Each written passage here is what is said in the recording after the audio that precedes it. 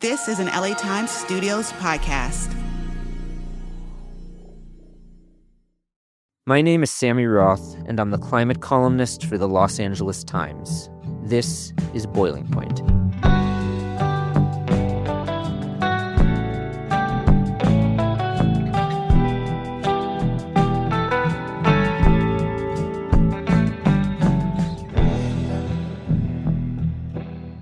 "2025 was an especially tense year for climate and energy in the California legislature. Electric bills have been getting out of control for years, and this year, legislators promised they would finally do something about it. Then, in January, two of the most devastating fires in California's modern history tore through Los Angeles. Meanwhile, the Trump administration has been completely undoing federal support for renewable energy. And as if that wasn't enough, two of California's 9 oil refineries are planning to shut down in the next year. Lawmakers have had their hands full. When the state legislature finalizes bills at the Capitol in Sacramento at the end of every summer, it's not unusual for members to keep working right up until midnight on the last day to make changes. Well, this year they were having so much trouble figuring out how to deal with all the climate issues that they actually stayed up past midnight. This was last week on Tuesday night, and they finally struck a deal with Governor Gavin Newsom early Wednesday morning. Legislative leaders agreed with Newsom on a series of bills that they say will keep electric rates from getting too high, and add renewable energy to the power grid, and make sure we keep reducing planet-warming pollution. That all sounds pretty good, assuming it works. Newsom and the legislature also agreed to allow a lot more oil drilling in Kern County, just north of Los Angeles County. That is not exactly an environmental victory, but the governor and many Democratic lawmakers say it's necessary, at least in the short term, to keep gasoline prices from getting too much higher when those 2 oil refineries close. Again, we'll see if it works. Frankly, the legislature passed too many bills last week to unpack all of them in one podcast, so today we're going to focus on electric rates, why they're so important to climate progress, and what the legislature did to try to get them under control. A lot of it had to do with California's 3 big investor-owned utility companies: Southern California Edison, Pacific Gas and Electric, and San Diego Gas and Electric. We have a great guest with us today who's going to explain how all of this works. His name is Matt Freedman, and he's a staff attorney at the Utility Reform Network, also known by the acronym TURN. TURN is an Oakland-based nonprofit that advocates for utility ratepayers, which basically means Matt and his colleagues are trying to make sure that you're not paying too much for energy. TURN also has a strong focus on climate. Matt has been doing this work for 25 years, and he knows as much about electricity policy in California as almost anyone I've ever interviewed. You're going to see what I mean in just a second. Here's our conversation.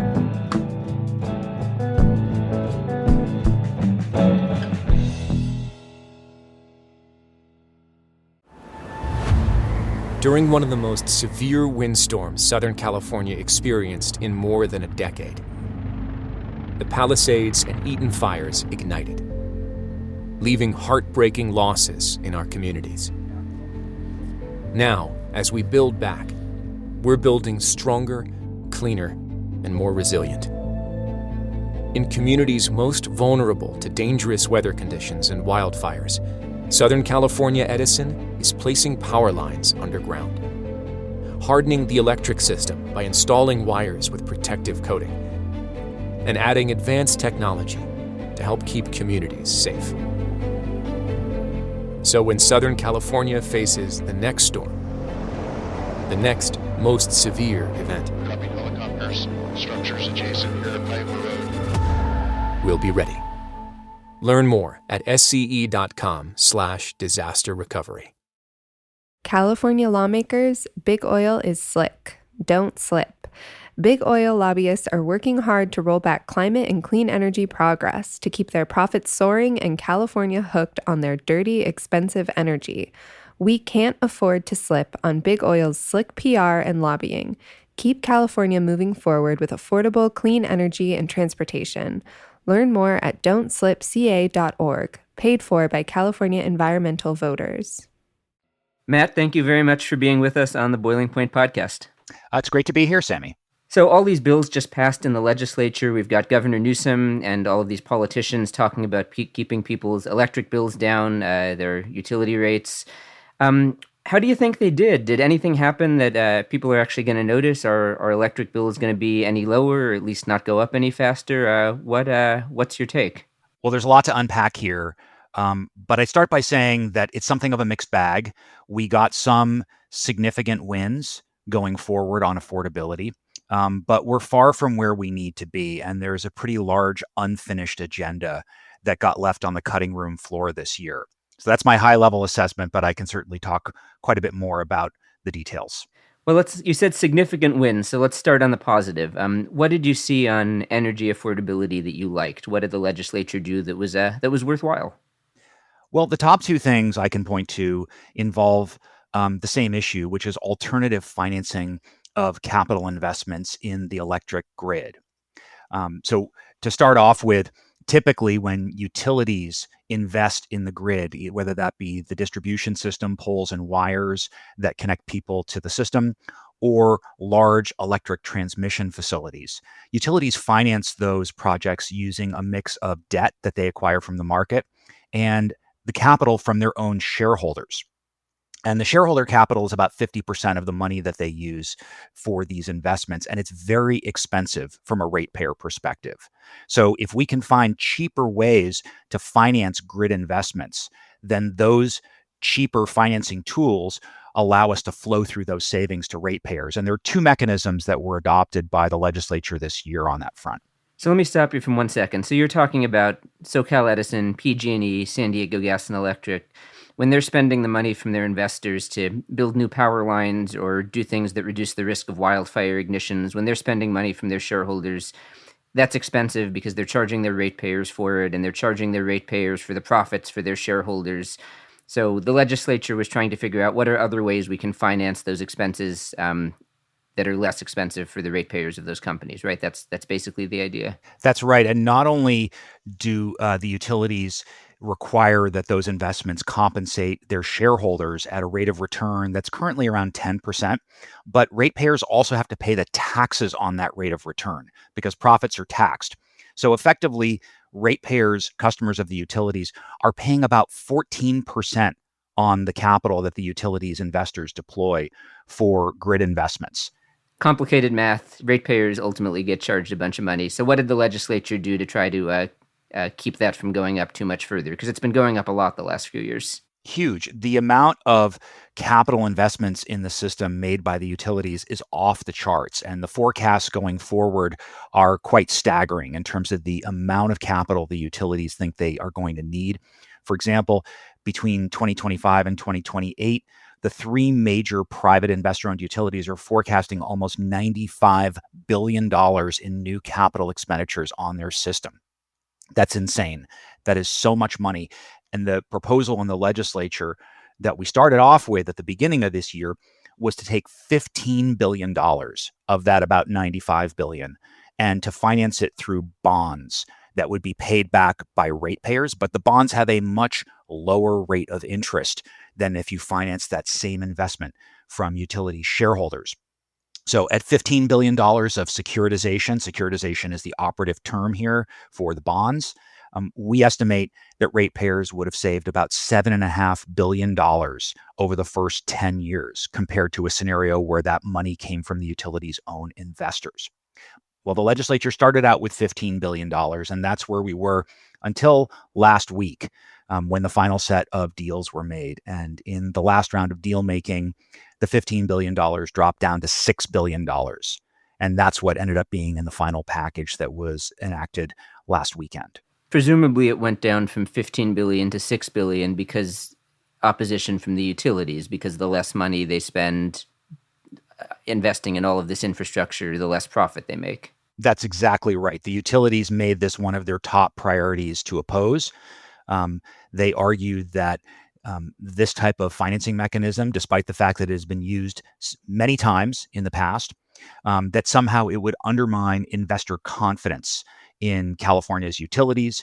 It would lower their stock prices. It would threaten their credit ratings. And they actually deployed a phalanx of lobbyists and proxies in the form of Wall Street investment analysts to come in and try to lobby the legislature and the governor's office to say, don't do this at all, or if you do it, have it be a small fraction of that $15 billion. And in the end, they appear to have prevailed, at least in part. Although we got $6 billion, the original goal was $15 billion. And so it was a significant reduction from the original proposal. So that's $6 billion in spending, the next $6 billion in wildfire risk reduction spending specifically for the three utilities that they won't be able to profit on, lower costs for the customers of those utilities. That's correct. And that, I believe you've estimated that the savings for the customers is what, $3 billion over 10 years as a result of that? That's right. It's about an average of $300 million a year for the first 10 years. And to put that into perspective, we think that looks like something on the order of a $2 per month rate reduction for customers. Okay. So this is not a game changer, but it is meaningful enough that it was one of our top priorities because it's a very clear way to achieve savings without sacrificing anything with respect to the amount of work that's being done. It's just essentially free money that we can manufacture for ratepayers. And we wanted that number to be much higher rather than $2 a month. We were hoping for something on the order of $5 or $6 a month, but $2 is about where we landed. So you said that was one of two significant victories. What was the other one? I think it had to do with how we pay for building new power lines in California. That's right. Public financing and ownership of electric transmission. So electric transmission wires, people may notice them because they have these very, very tall towers. They go across wide swaths of the state. They're not the wires that individual customers hook up to. They're the high voltage lines. And the amount of spending that is being forecasted for this part of the system is quite staggering.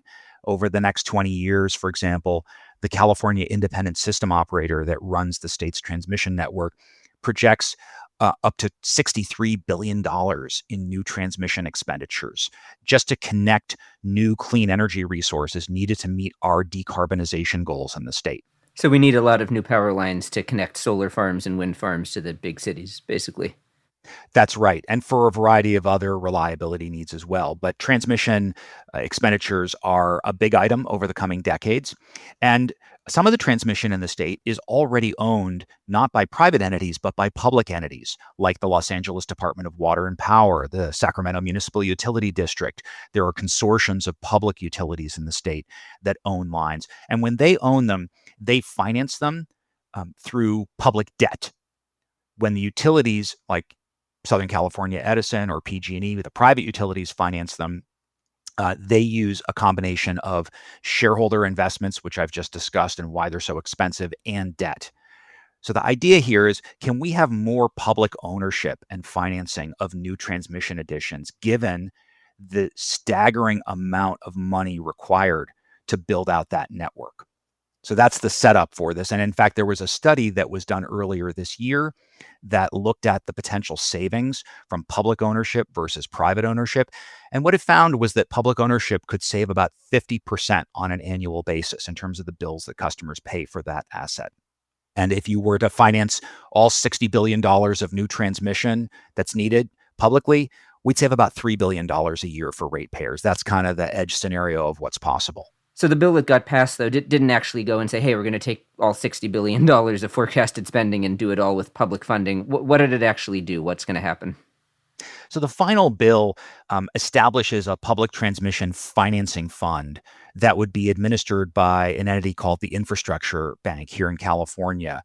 The bank would start out with $325 million that was authorized in Proposition 4 that was passed by voters last November.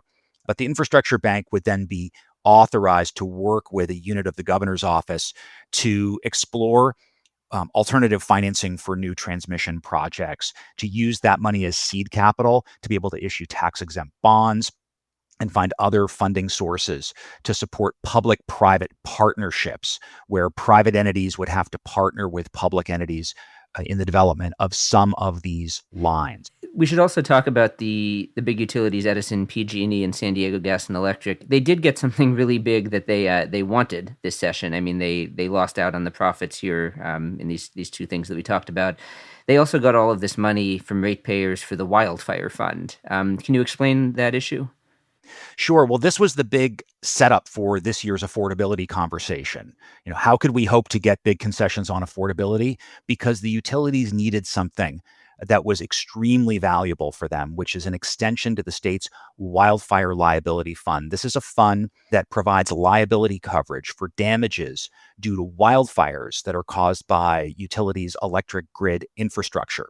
This was created back in 2019 to essentially create a risk pooling arrangement, recognizing the fact that these fires can cause huge damages that really can't reasonably be borne by the customers of any one utility.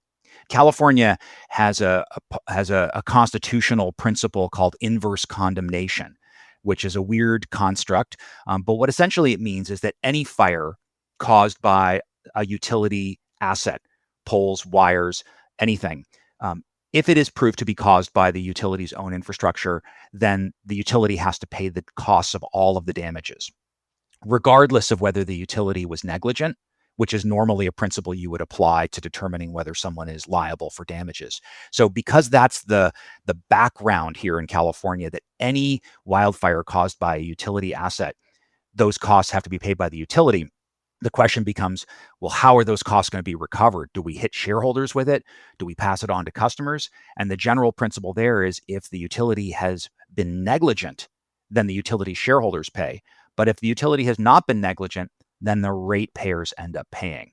We have this wildfire fund that was established in 2019. And it was established after the Camp Fire, right, which PG&E caused and burned down the town of Paradise, and 85, I think, people died. This was the response to that from the state legislature, because PG&E went into bankruptcy, and that was sort of a crisis for PG&E. That was the setup for this, yes, is that PG&E had caused several fires, had gone into bankruptcy, and there was a recognition that we needed a better way to finance some of these liability costs. And so a statewide pool was set up. The three big utilities joined the pool. And the assumption was that the money in that fund would be sufficient to fund decades worth of fire liability. And that was the general understanding until the beginning of this year, when the giant fires in Los Angeles really changed the conventional wisdom around that. The damages associated with those fires are astronomical. It's funny how climate change keeps changing the conventional wisdom. It upended everybody's thinking about how much money would be enough. And specifically when there was a view that the Eaton fire that hit Altadena very hard was potentially caused by a transmission tower owned by Southern California Edison. Now, I know there hasn't been a conclusive determination, but there's a general view that Edison is likely to be liable for those costs, and the damages are extraordinary, right? People are throwing out numbers like $20 billion or more just from that fire alone. So the concern was that this fund was going to be exhausted, and the request from the utilities was to extend the fund and to have it be recapitalized. And the utilities did want all of those costs to be paid by ratepayers, but the final deal that was made by the governor's office and enacted by the legislature last week would provide $9 billion from the utility shareholders and $9 billion from utility ratepayers. So it's a 50-50 split of costs going forward. And the ratepayer share would be financed with bonds, and ratepayers would start paying on those bonds in 2036. You might say, well, why 2036? How did that year get picked? It got picked because ratepayers are currently paying off bonds for the initial capitalization of that wildfire fund, and those payments end in 2035. So this would be an extension of those payments going forward. So the customers of Edison, PG&E, and San Diego Gas and Electric, they're already paying for the initial money that was supposed to go into this fund from 2019 that was in theory supposed to last decades. Then the Eaton fire happened, and everyone realized, oh God, this fund that was supposed to last decades might not last 6 or 7 years. So now this payment that everyone's putting on their bills is going to be extended for how long past 2035? I think it's at least 10 years. Yeah. So this was the political horse trade that was made, basically. So the utilities got $9 billion from their ratepayers to help replenish this wildfire fund to help them stay out of bankruptcy. And what ratepayers get is the stuff that we talked about earlier, less utility profiting on building new transmission lines and on spending on wildfire mitigation. So, the public financing mechanisms for that stuff so that, electric bills go down. That's right. That ended up ultimately being the deal. There's also another piece of the wildfire fund deal that's sort of worth noting, and it comes up really when you listen to the governor's office providing testimony on that deal in the Senate last week, which is that they're looking for other ways to finance this liability over time, with a recognition that maybe this use of a statewide fund of the three utilities is not durable and sustainable over time. So there's a directive in the bill to examine alternative approaches for allocating these costs. And I think ultimately that may include a review of this construct of inverse condemnation. Should every fire caused by a utility line automatically have those costs paid by the utility? Or should we look deeper at negligence? Should we come up with a different insurance system? I mean, this is a blue sky conversation about how to restructure the assignment of these costs that are attributable fundamentally to climate change.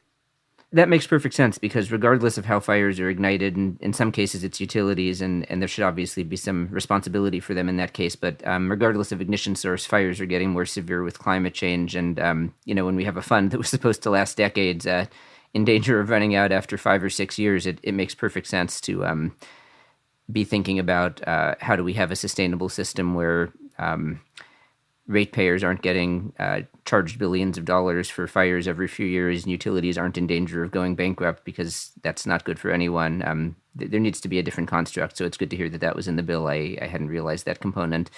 I mean, on the whole, when we're thinking about affordability of electric bills, this trade that was made, ratepayers are adding $9 billion into this fund, and this charge gets extended another 10 years. But then also more public financing for transmission. Utilities aren't profiting for a while off of this wildfire risk reduction spending. Do you think utility customers come out ahead there? I mean, was that overall a win for people who are paying high electric bills? Well, we estimate that the costs of extending the wildfire fund are going to be about $3 a month for the average residential customer.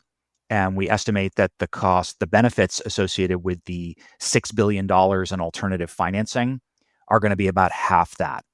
And the benefits of alternative transmission financing are yet to be determined. It will depend upon how much investment actually occurs. So our position was that more alternative financing was needed to zero out the impacts of extending the wildfire fund. We're not sure we're there, which is why we think there's an unfinished agenda going forward. One other component that we haven't talked about here is these climate credits. And I think this was in another bill, so we should talk about which bill this was. But people might know that every April and October, if you're an Edison or a PG&E or an SDG&E customer, you get these bill credits where your electric bill, is it gas bills too or just electric bills? It's both gas and electric credits until now. That's about to change. Okay, so you get this reduction in your bill every April and October. Talk about why that's been the case and how that's going to change under the legislation that just passed. Yeah, so customers currently get a semi-annual climate credit on their electric bills. This shows up in April and October. And by the way, we're only talking about customers of investor-owned utilities when we're talking about the structure of this credit. Publicly owned utilities like Los Angeles and Pasadena and Burbank, they get this money too, but it doesn't show up as a separate credit on their bills. Well, where is this money coming from? It's coming from free carbon allowances that are provided to each of the utilities under the state's cap and trade program. So if you're an investor-owned utility customer in 2025, you're getting about $115 a year on your electric bill. And that's divided into two increments, April and October. And if you're a gas customer, you're getting a once per year credit of about $50 to $60 a month. So that's the status quo. What were we talking about in terms of changing this credit? Well, the first idea was let's get more money into it. This is a direct way to provide benefits to customers in the form of lower bills. And the cap and trade program generates an enormous amount of money every year. And a bunch of that money is used for stuff that is completely unrelated to electric bills, like funding high-speed rail. So could we take some more of that money and funnel that into providing a climate credit that would provide direct bill relief for customers? Well, that didn't happen. There was no result in terms of getting more of that money channeled to customers. Cap and trade is still getting its $1 billion per year automatically. Well, there's a lot more than $1 billion a year in the cap and trade program. Oh yeah, that was just kind of the top line item. But yes, continue. Yeah. Yeah. So the first idea was, let's put more money into this climate credit. And you can use this money to provide direct relief to low-income customers. There's a lot of things you can do if you're able to establish more money for these bill credits. So the legislature didn't do that. They preserved the status quo and kept all the money for other programs in place.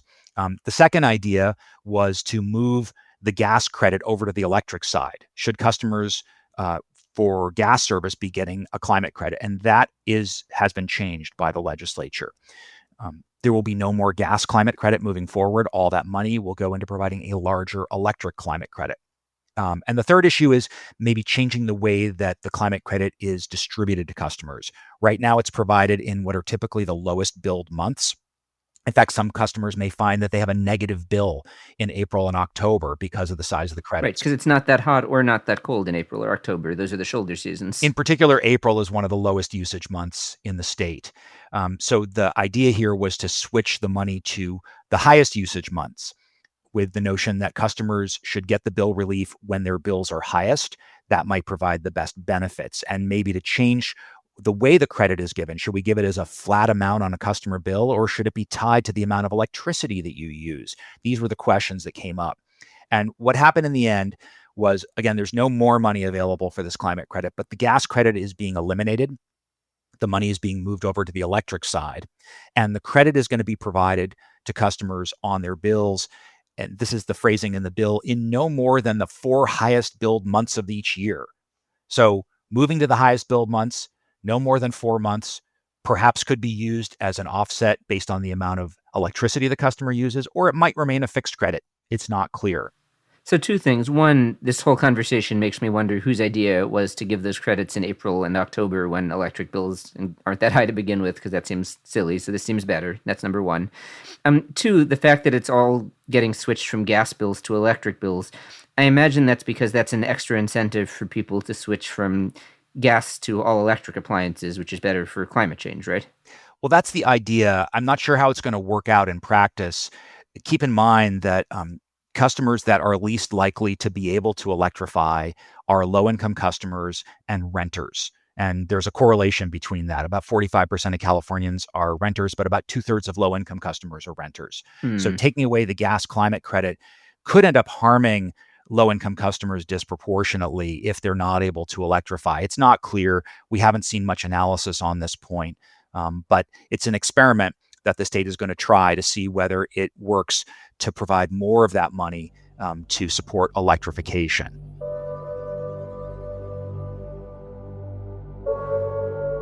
We'll be back after a quick break.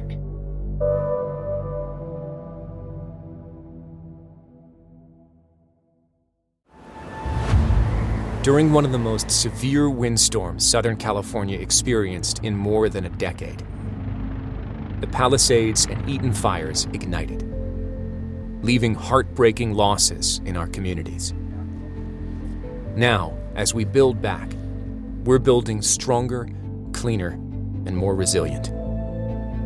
In communities most vulnerable to dangerous weather conditions and wildfires, Southern California Edison is placing power lines underground, hardening the electric system by installing wires with protective coating, and adding advanced technology to help keep communities safe. So when Southern California faces the next storm, the next most severe event, Copy helicopters. Structures adjacent here to Piper Road. we'll be ready. Learn more at sce.com/disaster recovery.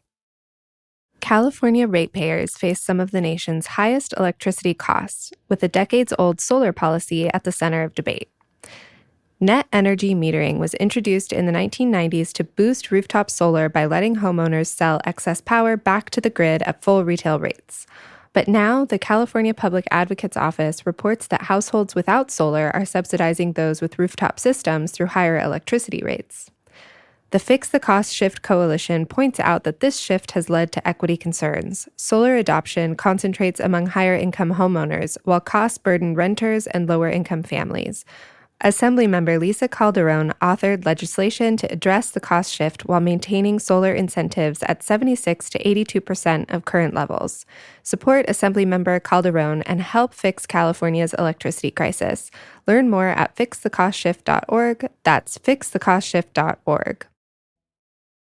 There was a proposal at the last minute to that somebody made, I forget who, to replace some of the expiring federal incentives at tax incentives for electric vehicles, right? But I don't think that went anywhere. Nobody did that in the legislature. I'm not aware of that making it into any of the packages, but keep in mind, there were a lot of ideas circulating in the final weeks. Like 95% of the ideas people had didn't make it into the final bills. It's the legislative process is one where you're supposed to have a fully formed proposal by the time your bill hits the first hearing, and you're admonished if you try to make changes afterwards. But yet in the final weeks, everyone comes out of the woodwork with crazy ideas that no one's ever heard before, and some of them end up making it into final deals. Yeah, it doesn't work the way it's supposed to, and it's kind of an open secret. Everybody knows that. One thing that we should probably just say out loud, because this has kind of underlaid this whole conversation about electric rates, in addition to just the sort of main thing being California is an expensive place to live, energy bills are way too high. This is also important for climate, right? Getting electric rates under control, because California has embarked on this huge project, not only to clean up its electricity supply and to move from fossil fuels to renewables, but we've also got to electrify the economy, moving people from oil-fueled cars to electric vehicles, from gas appliances in their homes to electric appliances, and that's just so much harder if electricity is expensive. I guess what I want to ask you here is, both on a cost of living standpoint and on a climate standpoint, this is a little bit of a reductive question, but how do you grade the legislature's performance this year, from an A to F scale? Well, we were hoping to be able to give the legislature an A grade based on the bills that were in print up until about a week and a half ago. But because those bills got substantially modified, I'd say I'd give them a passing grade, but we're somewhat disappointed by the final outcome because it doesn't contain a number of the initiatives that we had asked for. So I hesitate to give a specific letter grade on this one, but I'll say they passed because we got some decent results. But there's a lot more to do going forward. There's other stuff that also didn't make it. We had a proposal on inflation-constrained rate increases where higher scrutiny would be applied if utilities wanted to raise rates higher than inflation. That just got dropped at the last second.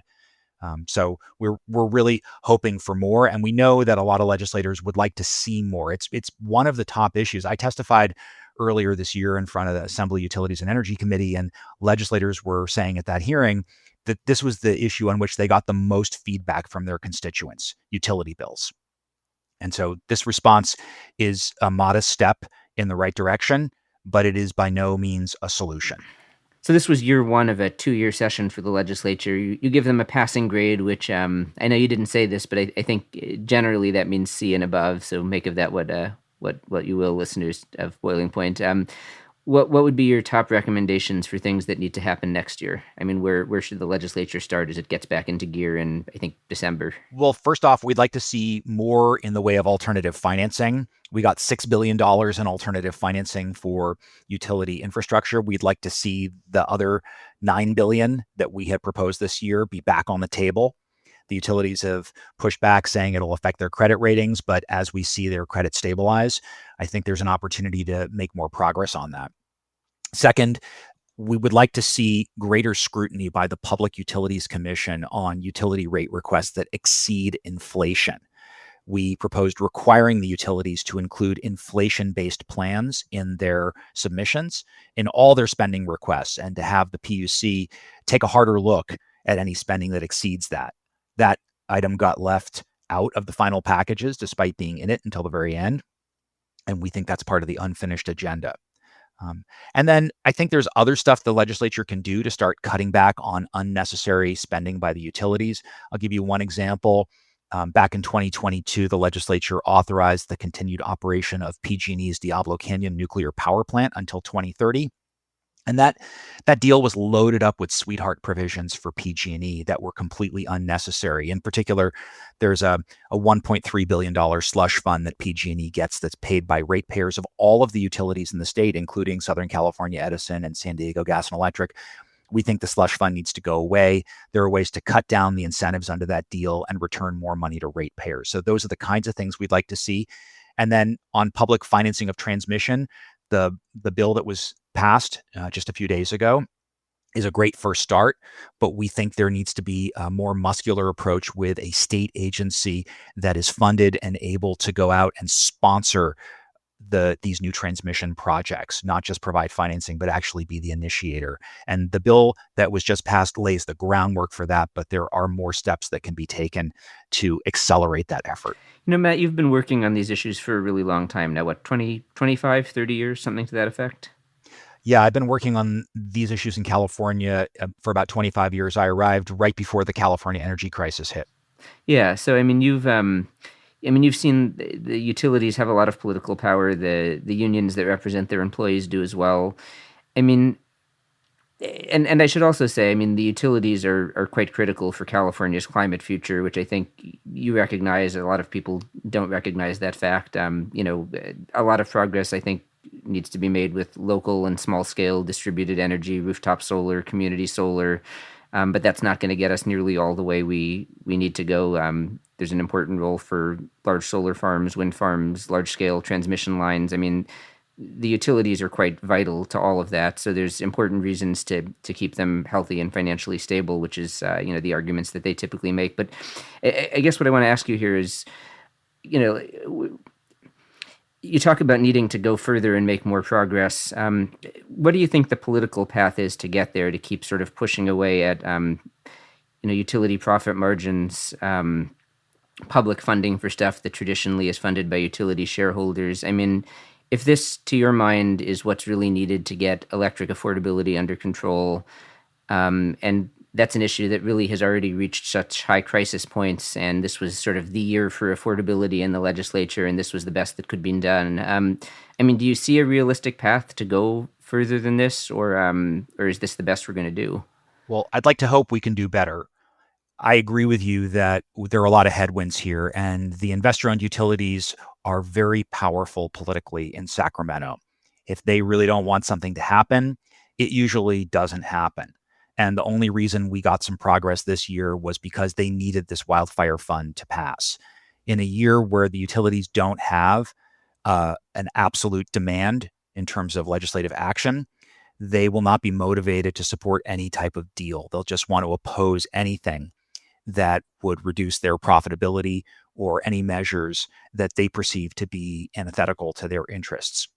So you either need a legislature and a governor that are willing to ignore those concerns, or you need to find a way to make a deal with the utilities. The other thing that I've noticed over time is that when you have a big crisis, a lot of those constraints go out the window. Back in 2000, 2001, we had the biggest crisis in the state's history where wholesale power markets went haywire. One of the utilities went bankrupt. The other two were threatening total collapse of electric markets. And in that moment, we had an extremely unique opportunity to make big progress on some of our progressive agenda items. Most notably, we got the state's renewable portfolio standard enacted out of that, which established targets for renewable energy development in the state, which is a landmark program that is now the centerpiece of our decarbonization and clean energy strategy. So it may be that we need to wait till the next crisis to see the political willingness by folks in Sacramento to buck the utilities on their opposition.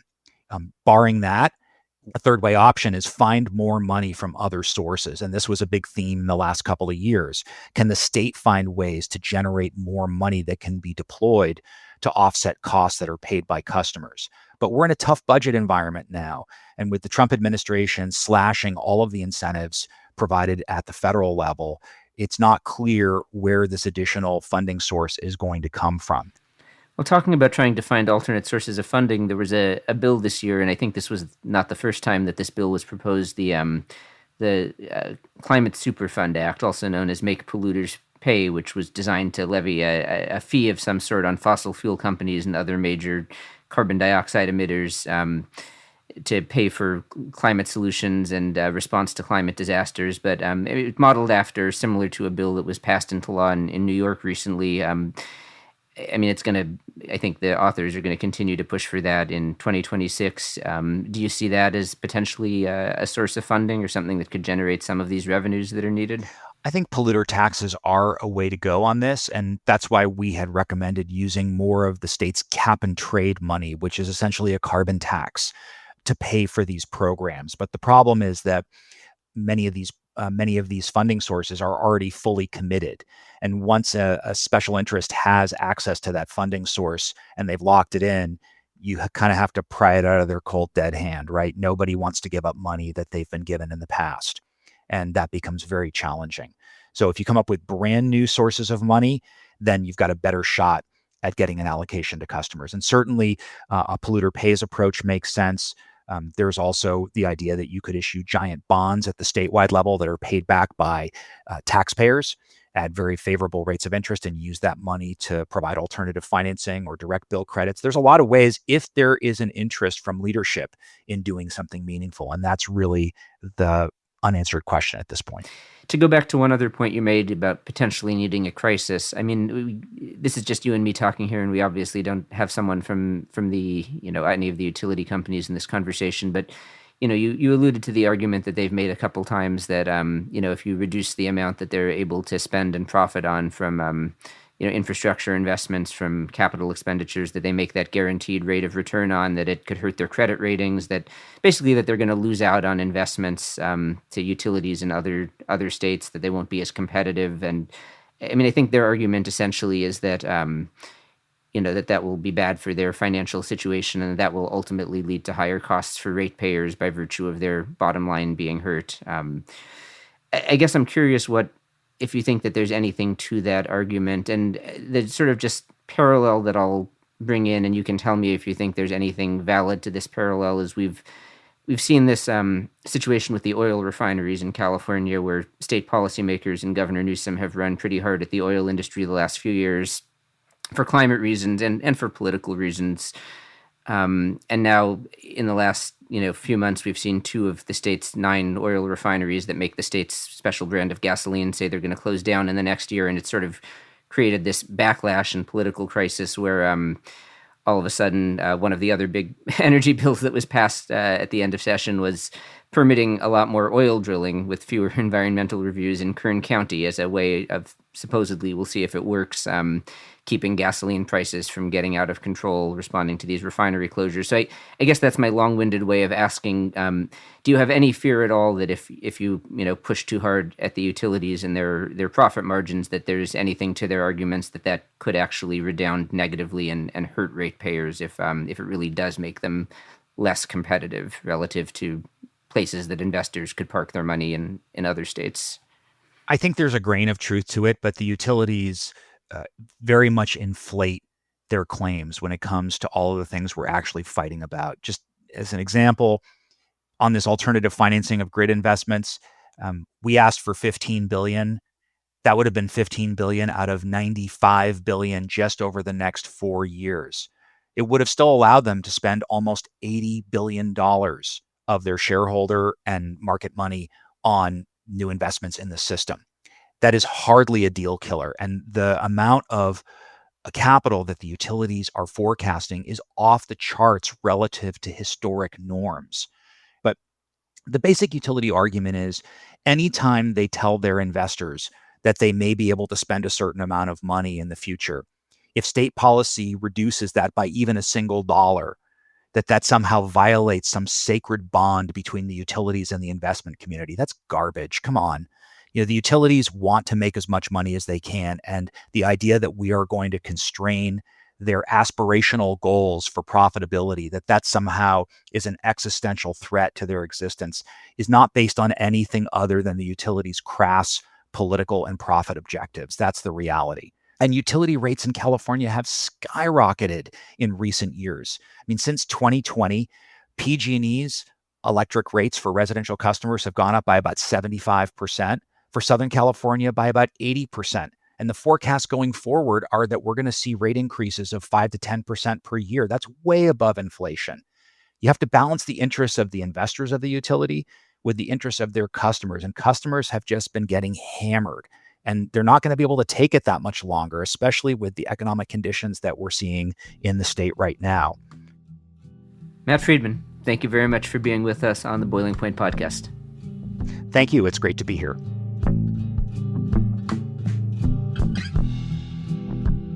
Hey, everybody.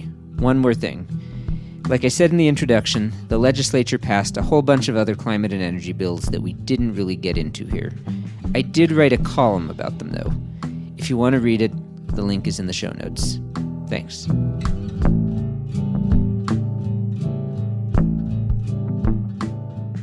Thank you for listening to Boiling Point. I'm your host, Sammy Roth. My producers are Mary Knopf and Jonathan Shiflett. Sound design and original music by Jonathan Shiflett. Elijah Wolfson is our editor. Denise Callahan is our studio manager. Ben Church is our production manager. Nick Norton is our engineer. Special thanks to LA Times studio president Anna Magzanian, president and chief operating officer of the Los Angeles Times Chris Argentieri, and executive editor of the Los Angeles Times Terry Tang. Boiling Point is executive produced by Darius Derrickson and created by me, Sammy Roth.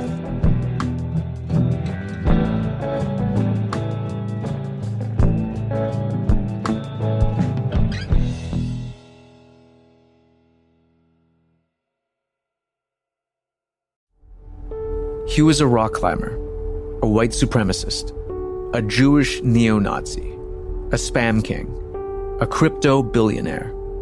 And then, someone killed him. It is truly a mystery. It is truly a case of whodunit. Dirtbag Climber, the story of the murder and the many lives of Jesse James. Available now wherever you get your podcasts.